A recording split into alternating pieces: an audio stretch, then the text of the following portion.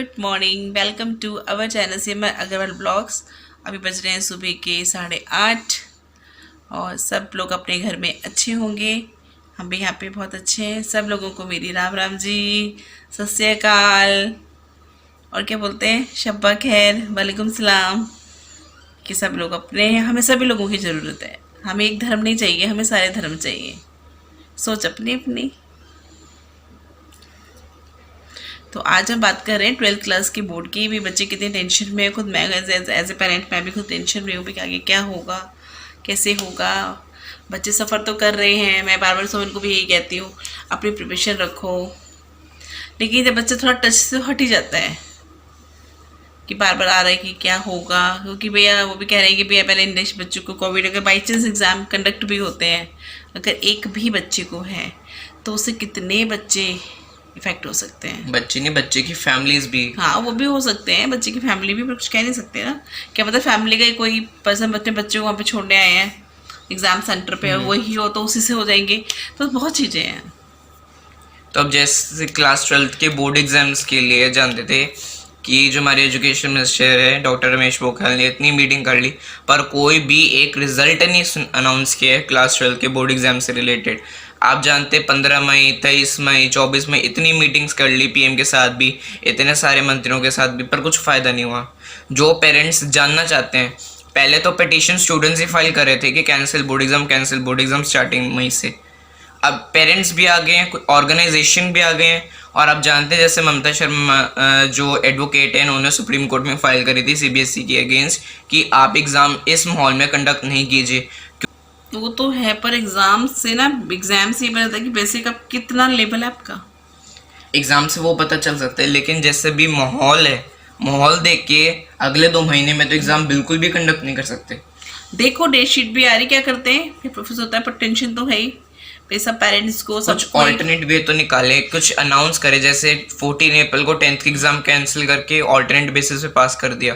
अब students demand कर रहे हैं 12th के भी कि हमें भी ऑल्टरनेट असेसमेंट पे बेसिस पास कीजिए, क्योंकि अगर बाय एग्ज़ाम जुलाई अगस्त में आप कंडक्ट कर रहे हो और रिजल्ट क्या कहते हैं ऑनलाइन जैसे करके हो सकता है, I think so, MCQs type में, शॉर्ट आंसर असेसमेंट में कुछ से हो सकता है, इसमें चीटिंग भी ना हो और एग्जाम भी हो जाए। कुछ ऐसा ऑनलाइन देखना चाहिए, पास नहीं करना चाहिए मेरे हिसाब से। तो वो तो बात सही है, लेकिन सीबीएसई वो मेथड नहीं समझ रही हो, तो अपना ऑफलाइन मेथड ही कंडक्ट करने को सोच रही है। ऑफलाइन एक स्टूडेंट को इवैल्यूएट करने के लिए ऑफलाइन एक मेथड नहीं होते, बहुत सारे इवैल्यूएशंस के मेथड होते हैं। हाँ, ऑनलाइन हो सकता है, कैसे किया जाए जिसमें चीटिंग भी ना हो। और क्योंकि जैसे 10th के लिए ऑब्जेक्ट क्राइटेरिया उनके स्कूल के बेसिस पे दे दिए, जिन्होंने प्रोजेक्ट असाइनमेंट सबमिट करे। उस पे भी कर सकते हैं कि कैसे हो ये। आप ओरल वाइवा ले सकते हैं। हाँ, ओरल वाइवा चल सकता है, दैट्स इट। आप स्कूल के टीचर्स को अपॉइंट कीजिए, वहाँ पे एक्सटर्नल एग्जामिनर्स को आप अपॉइंट कीजिए कि आप हम जो भी हमने पढ़ा है उसका ओरल असेसमेंट ले लीजिए। ओरल असेसमेंट के बेसिस पे आप पार कर सकते हैं। हाँ। जैसे फॉरेन कंट्रीज में भी एग्जाम्स ऑफलाइन नहीं कंडक्ट करे, वहाँ पे भी ओरल असेसमेंट के बेसिस पे सबको पास किया गया है। बस ये यहाँ पे सीबीएसई को अंडरस्टैंड करना चाहिए। बहुत सारे स्टूडेंट्स पेरेंट्स बहुत सारे हैं, नहीं स्टूडेंट्स पेरेंट्स बहुत मतलब टेंशन में कैसे होना है, क्या होना है, वो होना है, वो तो कुछ ना कुछ होगा, वो तो होगा, ऐसे नहीं करना चाहिए। बट कहने का मतलब है, हम ये कहना चाहिए कि कुछ एग्जाम टाइप का ही कुछ लेना चाहिए। बट ऑनलाइन सिस्टम बहुत अच्छे हैं, कुछ ना कुछ इसमें निकलेगा, तो कोई सोल्यूशन निकालना चाहिए। ऐसे ही बच्चों को पास नहीं कर देना चाहिए।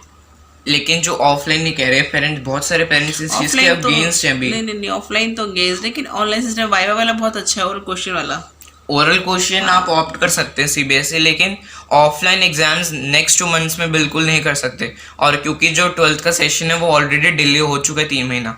अगर आप और डिले करेंगे तो 12th तो पूरा मतलब क्या कहते हैं 1 साल 8-7 महीने की हो जाएगी, 1.5 साल की हो जाएगी। चलो देखते हैं। लेकिन कॉलेज के एडमिशंस भी लेट हो जाएंगे। अगर क्या कहते हैं, अगर सीबीएसई ऑफलाइन में भी कंडक्ट करती है जुलाई अगस्त में, रिजल्ट को प्रिपेयर करने में सीबीएसई को 1 महीना चाहिए, एग्जाम्स को कंडक्ट करवाने के लिए 1.25 महीना चाहिए। तो इसके लिए तो देरी हो जाएगी ना, सारा असेसमेंट ही क्राइटेरिया लेट हो जाएगा। आप अपना पढ़ो।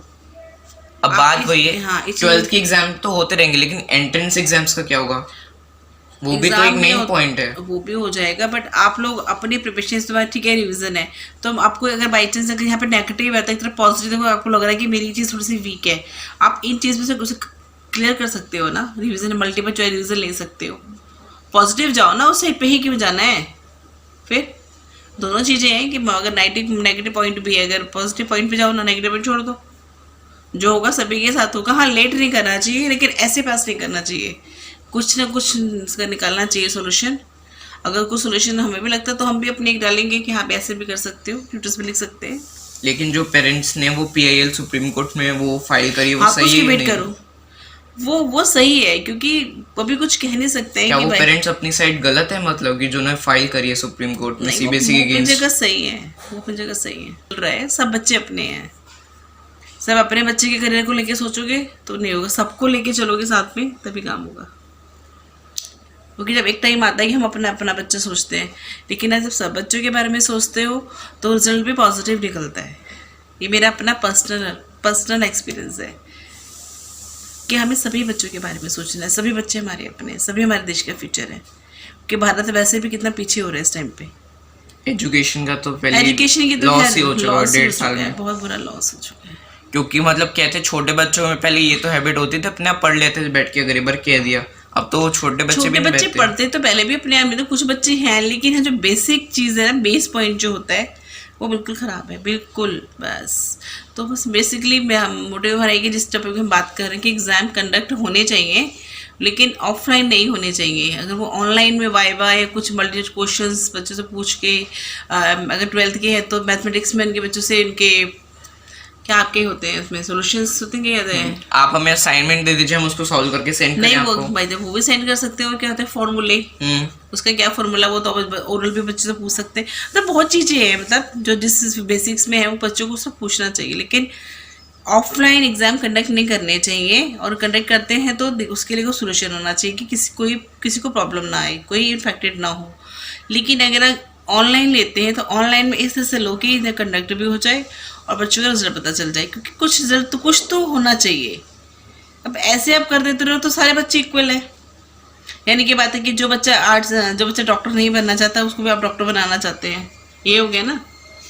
बस हम कह रहे हैं हम एग्जाम्स के खिलाफ नहीं, एग्जाम्स होने चाहिए, बट लेकिन नेक्स्ट 2 मंथ्स में ऑफलाइन में नहीं होने चाहिए। हाँ, offline- क्योंकि अभी की जो सिचुएशन है उसमें हम बिल्कुल नहीं कह सकते एग्जाम्स हो। देखो बेटा, उसमें आप नहीं कहते कि नहीं होने चाहिए। मैं तो कह रही हूँ अगर बाई चांस तुम्हें भी लगता है कि तुम्हारा कोई सब्जेक्ट वीक जा रहा है तो आप उसकी स्वयं प्रैक्टिस करो, और वो ऑफलाइन होंगे या ऑनलाइन होंगे वो अभी 28 तारीख का वेट करो आप। सॉरी 1 जून। हाँ 1 जून को वेट करो, कोई ना कोई सोल्यूशन तो निकलेगा। बाकी मैसेज अपने ठीक है कि भाई हम इतनी टीचर्स के लिए 6 वैक्सीनेशन के लिए कह रहे हैं कि मिलनी चाहिए हमें, तो 6 लाख की को भी अपनी जगह ठीक है। चलो let's hope for the best. क्या होते हैं बेस्ट। फ्रेंड्स, अभी मम्मी बर्तन मांज रही थी ना, तो मम्मी ने कहा था पत्थर लेके आई हो। मैंने कहा पत्थर क्यों लेके आने? मम्मी ने कहा कि बर्तन में देखो जो काले काले लग जाते हैं ना, चिकनाहटपन, वो नहीं जैसे क्या होते हैं ना फ्रेंड्स, मतलब कि कढ़ाई मतलब काली काली हो जाती है ना, जैसे कुछ फ्राई करो, भटूरे तलो, कुछ भी करो, हाँ तो उसके लिए तो काले हो जाते हैं ना बर्तन। तो इसीलिए मम्मी ने मेरे से पत्थर मंगाए।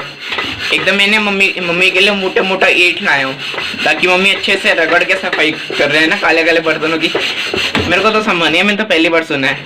हाँ मम्मी आप बताओ क्यों, ऐसा क्यों? रगड़ गजब बेइज्जती है। पता चल जाएगा। हाँ साफ जूने से भी तो कर सकते हो। जूने से रात से पहले होते थे बर्तन मेरे घरों में। अब नहीं होते ना? नहीं अब नहीं होते, हम मिट्टी से एल्यूमिनियम के बर्तन साफ करके सिट्रिस सोडा से साफ करूँगी, इसलिए मैंने सारी छूट रही थी। क्या कर रही हो ये? हाँ खेलते हैं, मैं मेरे छोटा बच्चे खेले ना घर घर, मैं नहीं खेलता। और मम्मी का बाबू खेलते, छोमेल बाबू, अरे मेरा मोटा बच्चा आराम कर रहा है। मम्मी ने बनाया आज तहरी। तहरी में मम्मी क्या क्या डाला आपने तहरी में? आलू और वो क्या बोलते हैं, आलू प्याज टमाटर और मटर, और ये मम्मी ने सैलेड काट दी थी आज, और नई आइटम है आज चटनी। बहुत दिन बाद बनाई है। बहुत दिनों के बाद मम्मी ने बनाई चटनी, और मैंने तो अपना ले लिया चटनी दही के साथ। मम्मी को सिंपल चटनी से पसंद है और मेरे को चटनी दही के साथ। तो अब भी आके खाइए हमारे साथ। आया ना?